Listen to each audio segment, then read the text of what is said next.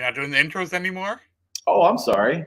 I thought we were doing that. That's going to be funny for whoever watches it. I always take charge on the football podcast. Welcome to the MN Viking Zombie movie review channel on Adam Carlson's YouTube page. I'm glad you've had me Hi. back, man. It's been a while. This is my fault. So if you guys wanted to see more of these, please yell at me. But yeah, Adam and I kicking off 2024. We're always on the Purple People podcast over on his YouTube and Twitch channel and our Facebook channel. But it's Every time to week. review some more horror movies. And I am pleasantly surprised. What would have been awful, probably good for the pod, but awful for me is to have all this gap and then to just watch a dud. So it'll be Well, that interesting to almost see. happened. What was it? Dark Harvest? Oh, yeah. I watched maybe 40 minutes of that and said nope. And I'm not saying this is in a negative way, so don't take this negatively, but I know you'll watch just about anything. And if you tell me it's bad, I'm not going to touch it. We're going to save both of our time, and I'll thank you for being the bearer of that cross, because I don't want to watch something that's just unbearable. We've watched a variety of horror movies on We watched your some channel, movies that weren't good and talked about them, and but that's nice and fun too. yeah, I mean it's all about expansion, and for me at least, to broaden my horizons for this. But for every one that we didn't like, I'd say we've had at least equally one or maybe two that we've really found something good in. All right, so speaking of that, when I gave you the list of movies, you picked out 15 cameras. So what was it about 15 cameras that made you say, I could watch this? I can't remember. I think it's called The Rental. I'm sure you've seen it. Yeah. Anything that has to do with like real life stuff. This is the basic white girl in me. Those true crime documentaries and stuff like this. This is something that actually could happen. And I always find that fascinating to flirt with it, because there's always a suspense there.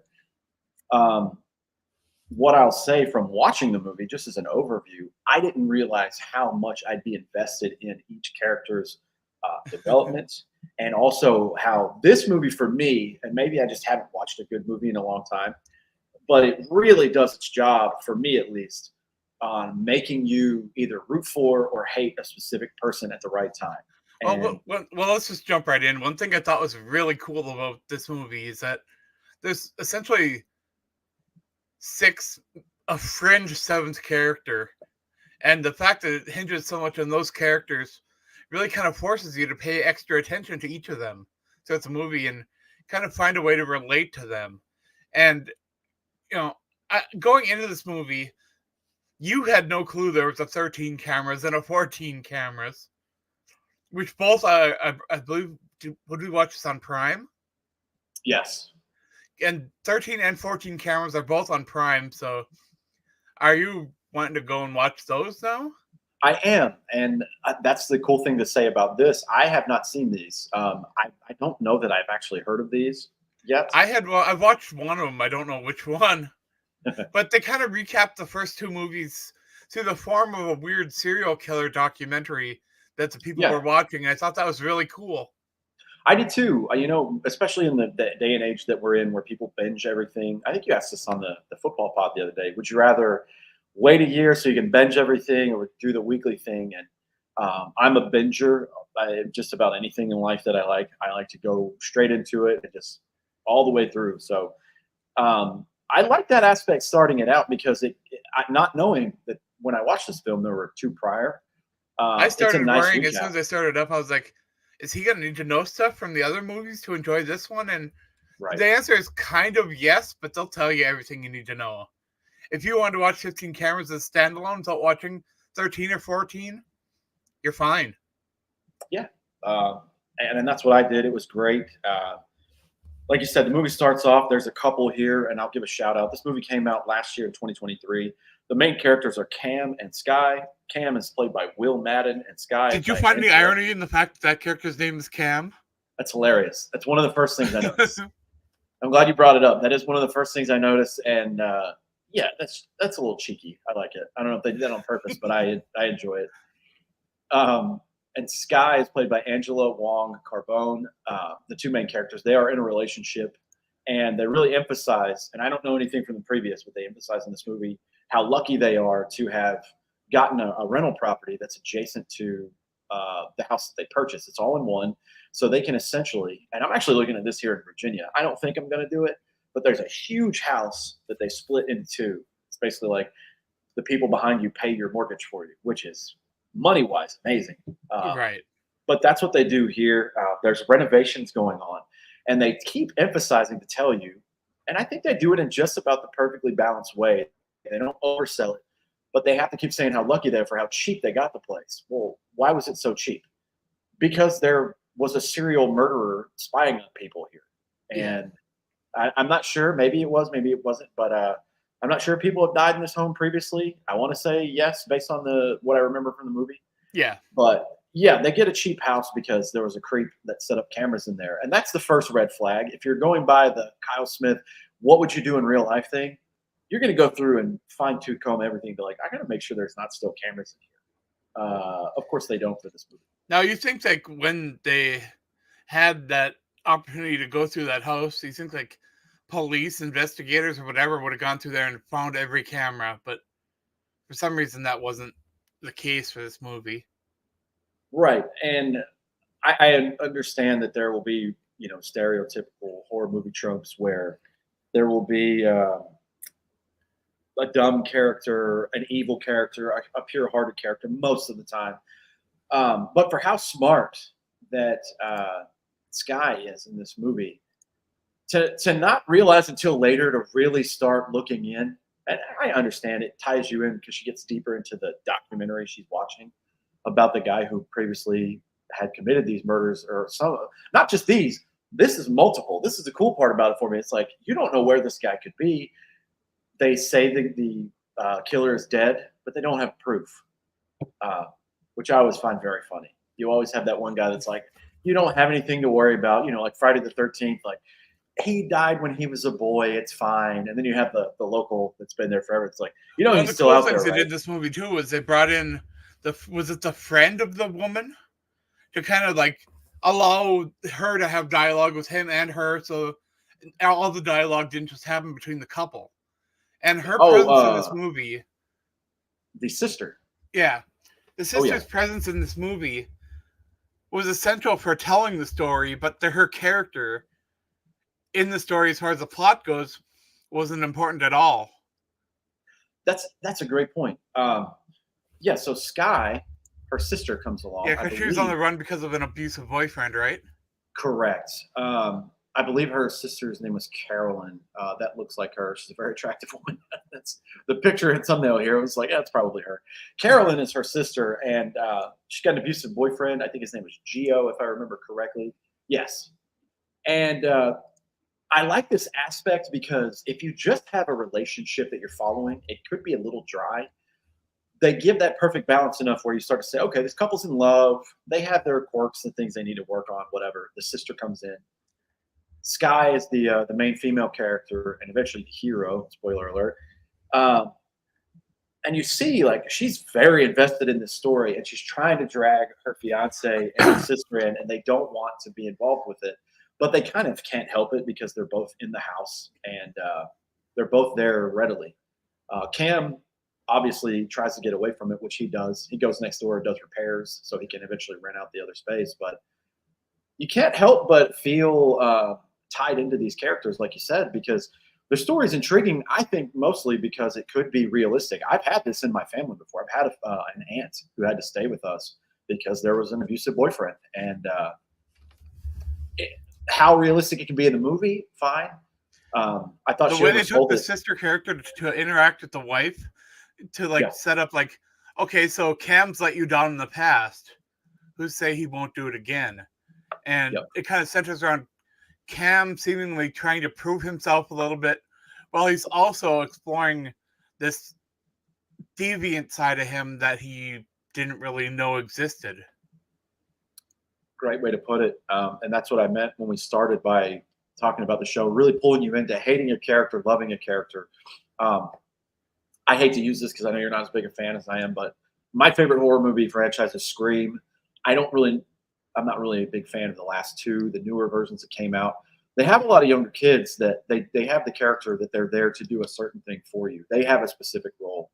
And I really think Cam's part in this movie, I think he did a great job, and the He writing was did. really, really good to where you feel empathy for him because, like you said, he wants to prove himself. He's trying to do, and I don't know if you remember this little undermining part where this guy kind of like undercuts him when she first shows her sister the place and says, "Well, he's not exactly the best handyman, but he does what he can."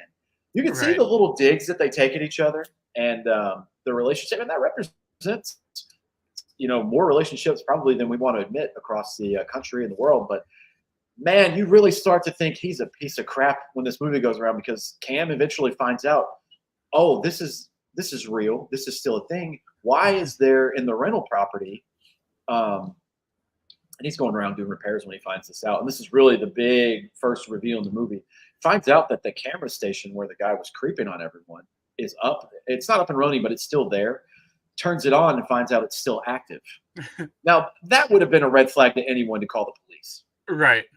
But with Cam's character being such a POS, we see that part of the movie that I really wish they would have done better in some of the bigger franchises around the world over the years, where you have a guy that kind of takes characteristics of the killer, even though he's not a killer. And you kind of see like, oh my God, this guy's a pervert. Oh my God, this guy's a creep. Well, we also got to take 1 second to kind of commend this movie because they went a route that a lot of horror movies go just to be cheap. This movie didn't it sexualized the women, but it didn't Yes. do so in a way that like there wasn't gratuitous nudity or anything like that. As a matter of fact, I No, don't think there was nudity in this movie. no nudity. It's very And there PG very well could have been 13. like the shower scenes and stuff were very Yeah. tastefully done. Yes, for everything that horror movies have been over the years. I mean, that's all me and my best friend. Shout out to Rusty back home. We would go down to the local pizza parlor that was a movie store and rent Friday the 13th because there's going to be a boob shot at it somewhere. Oh yeah. They don't do that here. Tasteful is a good word. And you It felt like draws it was you. going to go down that route when he was doing his process of choosing who Yes. was going to move in next to him.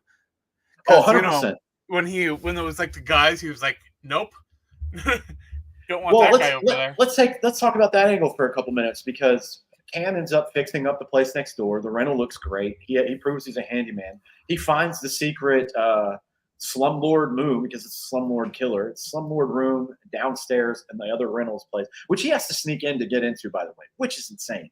Yeah. I would have called the cops immediately. One, because I'm not a creep, but two, how would you successfully get in and out of there to get this fixed? Because this ends up being like a drug for Cam. He wants to do it, and he eventually slips up a little bit, which we'll talk about. But he starts before they even look at tenants to live next door to them in their rental property.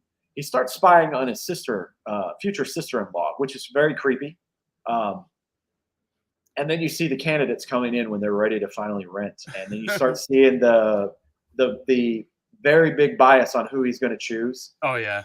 And I think they did a good enough way. I love the word that you said, tasteful, where you can see him. He's talking to a male and female couple, and he's just looking at the wife, and you're like, you creepy piece of crap. I know what you're doing. And then, of course, two college-age girls are like, we want to move in. And he, typical gross guy fashion, he's like, no, we'll help him out. This is totally like a good thing for them. And yeah, he's definitely a creeper. He's watching the girls next door. But the good juxtaposition about this, at least for the viewer, is he's got to figure out a way to get in there without getting caught. So that keeps the suspense and the edge there. But one thing we haven't mentioned, Sky is still watching the documentary. Her sister's being dragged in. The tension is building with her sister's boyfriend. She's worried. And also, Sky is unbelievably smart. She's realizing this guy could still be out there. Right. Cam already knows he's out there because he's found his setup. And then we start noticing clues. There's a white van that keeps driving by outside and driving away when someone comes outside. It's all building and in your mind, you don't have to be a genius because I'm not the best horror movie predictor. I'm sure you've been down the block. You could tell where this is going a million times, but you're like, oh shoot, this guy's still alive. Oh, he's still watching them. That's Well, because crazy. I'd seen one of the previous movies, I knew like the killer they brought back was the guy from the other movie, so it was real nice to see that. But I do kind of want to, the foreshadowing in this movie was kind of strong in some ways too. Like, this movie didn't go out of its way to be, I don't want to say, it didn't resort to many jump scares in the movie to try to like freak you out. It was all No. rising tension. The only real jump scares from the movie came from the air freshener in the camera room. Yeah, which was a good one. That was really good. And I love too, talking about tension with the movie. I love when he's in this room. And just to paint a picture for you guys, if you don't want to watch the movie, you just want us to tell you about it. Um, it's basically like what would be underneath a stairwell in a really like a closet size space. He ends up soundproofing it because he doesn't want to get caught. And it's just an array of monitors that you could see, 2 or 3 monitors on each screen. It's very creepy. And he has to be quiet in there because he doesn't want to get caught. And you feel that pressure. And I think that was conveyed very well by the actor. Yeah, the It's scene where he has wild. to take like a conference call too in there, and he can't talk, and he's trying to whisper, and they're like, "We can't hear you." I thought Right. that scene was fantastic for like setting the tone of how quiet he had to be in that room, and how he was willing to miss that call to keep in that room and watch the cameras. Go after his fantasy and basically his vice now. And uh, to your point, choosing this over doing work, that's what eventually what happens. And one of the creepier things that happens in this movie, and it's gross. It's very gross, but he's spying on the new girls that he is watching that just moved in. He notices that one of them is having relationship problems and takes part of their conversation and thinks he's going to take it upon himself to send a nude photo of himself to this girl. And it backfires immediately, as it probably would 99.9% of the time in real life. And I just laugh. I'm like, is this movie really making me hate this guy, but also like, oh God, you got to be quiet so you don't get caught. Oh my gosh, like it does a great part of that. In no way was I rooting for his bad behavior or what he stands for, but I also felt the presence of, oh man, he's got to be quiet here. I couldn't imagine being in the same house with somebody ridiculing you and then not just being pissed and shamed and all those things, which Having he to hear totally all those things deserved. they're saying about you and your body, just taking it. Yeah, he sends a nude photo to a college age girl that lives next door to him, which is a terrible idea. And Not yeah, only that, but a tenant of yours.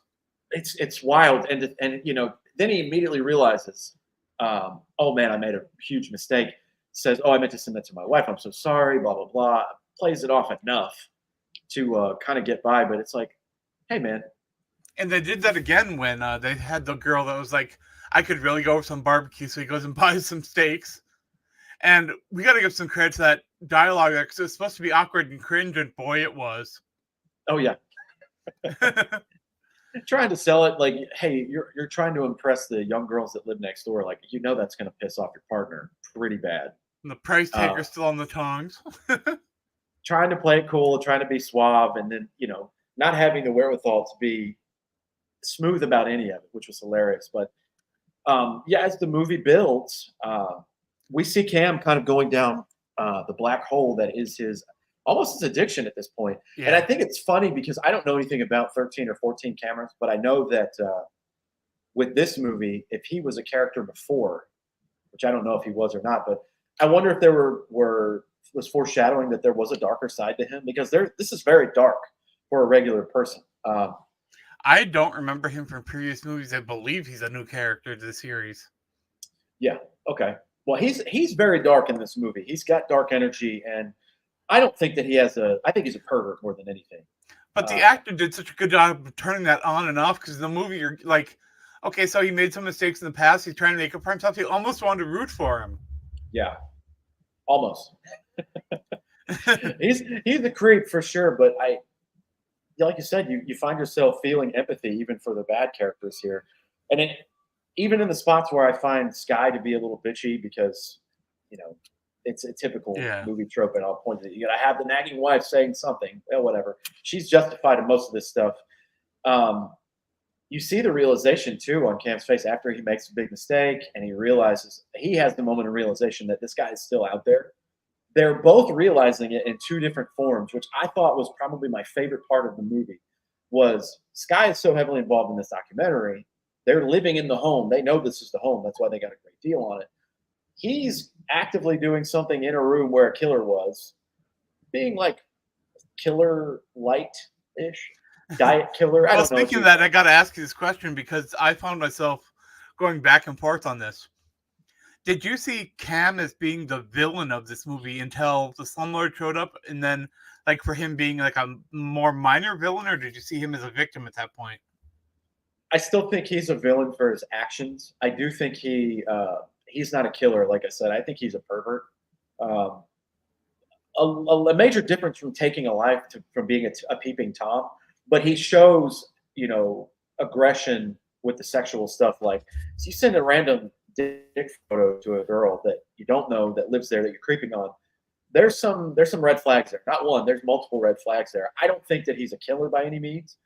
Um, but I do see him as a villain because he's addicted to this thing that he didn't know that he had, and he can stop at any time. He can tell the authorities, especially after, and that's the point I was getting to a couple minutes ago was he knows now that this killer is still out there. All Oh he's got yeah. to do is tell the cops, and he doesn't do it because he wants to take the risk to fill his vice now, and that's where I would label him a villain in this movie.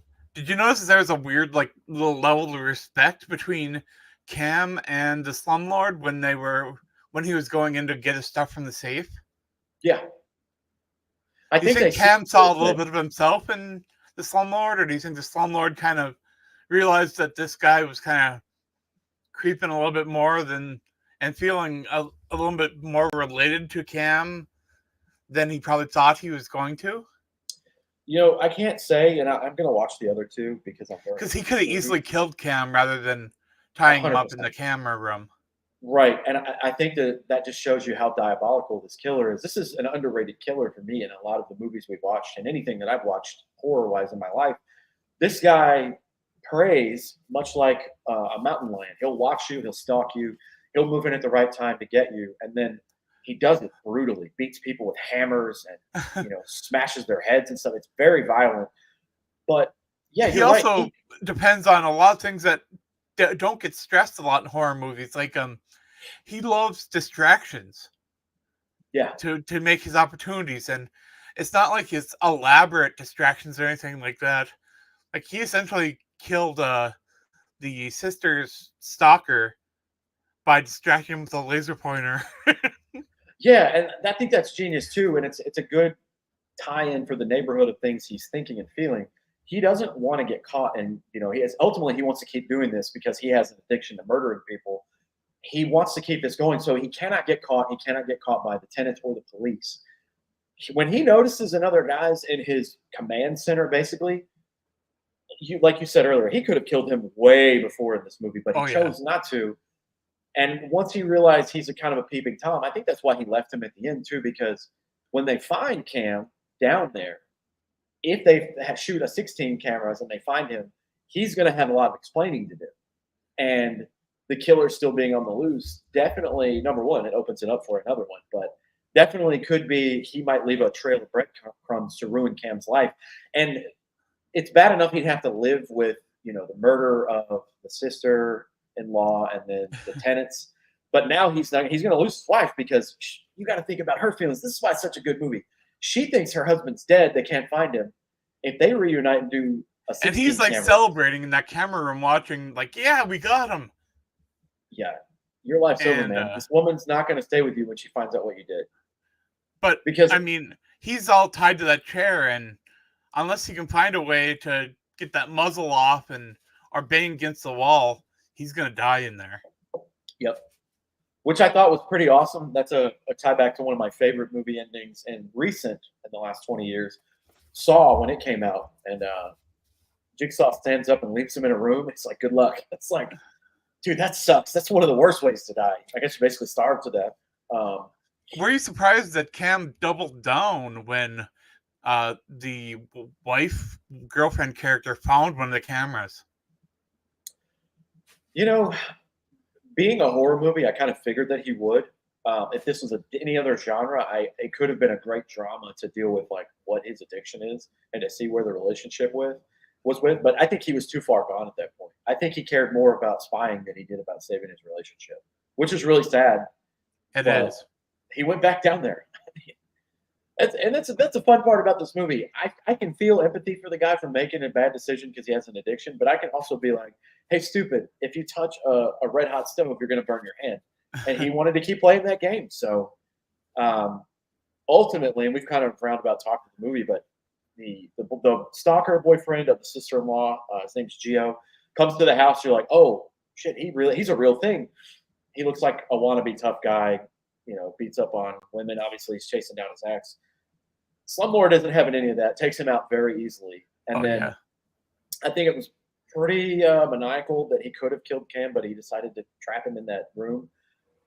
Preying on the women that's pretty low. I know he's probably killed men in his For a past, but moment, I was kind of wondering if he had some misogyny to him, but then with how quick he was willing to take out Gio, I realized he was equal opportunity, and it was just something special oh yeah, about Cam that made him want to hurt him more. yeah. I think that's what it was. I don't think he was sparing him because he liked him. I don't think you think that either. For anybody that watches, I don't think he was sparing his life because he didn't want to hurt Cam. I think he wanted to cause emotional damage. Bringing the meme, emotional damage. Like, you have to watch me. He had to basically watch a snuff film, and it was going to be his wife and his sister-in-law. But I mean, I guess lucky. I can't say lucky enough. His sister-in-law did die, but Sky ends up being the victor at the end and taking him out with a drill to the head, which is one of the gnarlier things I've seen. No, that scene, the effects there weren't great. Right. But I mean, they served the purpose of the movie. But again, the quality of that effect kind of took me out of it a little bit. The idea was cool. I can agree with you there. If this was shout out to Dead Meat, I always love their movie reviews. If this was the Golden Chainsaw for gnarliest kill, I think this would be up there. Yeah, the effects could have been better, but I did like the back and forth in the fight that was there, because you see him take out the tenants next door. Wasn't really hard. No. You have hope that one of them is about to get away, and then you see what's going to happen. You're like, oh no, that poor girl's going to die here in a second. Well, the Slumlord character alone is almost like Jason and Leatherface, Michael Myers in the way that he didn't really talk. Yeah, very, very much a stalker. Very much like he reminded me of the Leatherface. I can't remember which one, but there was an obvious limp, and he was a little overweight. So he couldn't. He's not like an athlete, but he's going to track you down. Yeah, no talking, and it's all like, and that takes a lot too. Shout out to the actor that played Slumlord here, James Babson. It's so funny, they make him look older and grosser and fatter in the movies. I see his picture here. He's actually not a bad looking dude. But having the face that you have to do all of your acting through only facial expressions and grunts, and that takes a special kind of It does. Actor to do that, because there's no dialogue with him, which makes his character even more ominous, and which I enjoy. I think that's a cool element to have. Not everybody can pull that off. Yeah, there was actually quite a bit I liked about this film, and when I started up 15 Cameras, I'd forgot I'd seen one of the previous movies, so it was kind of a nice little thing to be like, oh yeah, I remember that now. I remember seeing that was years ago, though. And the fact that it stuck with me enough over the years that I could turn on this movie and be like, I remember that now. Yeah. That says a lot for this franchise as a whole, and if you're going to spend some time watching a trilogy, there's worse ways to go than watching the Cameras. Yeah, and I think that's going to be on the docket for me. We can review them or we can not. But either way, I think I'm going to watch these films because I really enjoyed this one. Another thing that was cool, like we watched, what movie was it, last year, 2 years ago? X. Not the Twitter app that is now X, but we watched X. It was very good. Jenna Ortega, and then they had a prequel that came out later that was really good. They did a great job at that film, and I'm tying it into this one, where they yeah, you liked Pearl more than I did. I did like Pearl. I went to the movies to see it, though. I had to get out there and watch it. But I like Pearl because we liked X so much. They captured an era of time very well in this movie, and to shoot it in the 2020s and to capture that, I thought that was really cool. This one did a good job of showing you the here and now. This is very much a 2024 film. And the things that I've seen it work. We've done it at work when I was in the military. Shoot a laser at a camera, and it ruins it. If you have the right laser, it's done. So building that tension when the guy finally sees, oh man, I think that's him in that white van outside that keeps showing up. Well, now I can't watch him anymore because he took those out. You've had that feeling of helplessness. Well, Well, setting a horror movie before the digital age is an easy thing for horror movie producers to do because you're taking out the cell phones, you're taking out security cameras, Yeah. and there are instances here where they install a doorbell camera in this movie, and there is instances where they talk about some of the modern technology that other movies in this sort of genre would have avoided by setting the movie before those things existed.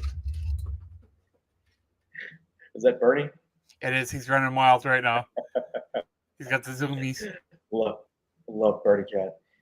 Yeah, the technology portion, I think they did it very well. I think overall, and we'll just, I guess we can go into the. I would have liked to have gotten a better look at that computer to see how old the computer in that room was. Yeah, those were some old Dell monitors from back in the day, like the ones you had at school, like the first ones we got in middle school. Oh yeah, those are some industrial sturdy ones that were down there. But yeah, just to go into like an overall like a review of it, I think when you lay out certain things that you want in a movie, you have to have a good plot, or the movie's not going to do well, or it's going to take really good acting to pull up a subpar plot. I think the plot was good. I think it was well written. I believed and liked the actors in this movie. I think for being the third movie in a series, I mean, it felt like that material was fresh. If you didn't know there were previous movies in that series, you might have thought that was a standalone written just for that story. Yep. So I got to give it credit there, because by the third movie in most franchises, they're running on fumes. Yeah, repeating the same kills or storylines, or maybe it's different. Like, especially I'm a big Scream fan. It's, okay, how is this person tied to Sidney Prescott for the? By Scream 3, you're kind of like, eh. Yeah, how's this person tied to Sidney? Let's figure this out. Like here being a standalone for me. I love the plot. I really like the character of Cam. I think Skye is a good Batman to Robin contrast. The cast did a really good job. The girls that moved in next door, everything. I thought they both were great. And I think for this movie, outside of the things they might have had to film, out in the wilderness, it might have taken some time to get there. This couldn't have cost a lot to make. You shot half of this movie or 3/4 of this movie in a house. So, like we were saying, like there were 7 characters in the movie, maybe 8. Yeah, all total here we have 3, 4, 5. There's 12 people cast total. I suppose they have the people on the TV. Yeah, that's it. There's physically there's only like 8 characters, so it couldn't have been. The setting was essentially a house and a driveway. So I mean, the cost of making this couldn't have been very high, and a lot of low budget horror movies are.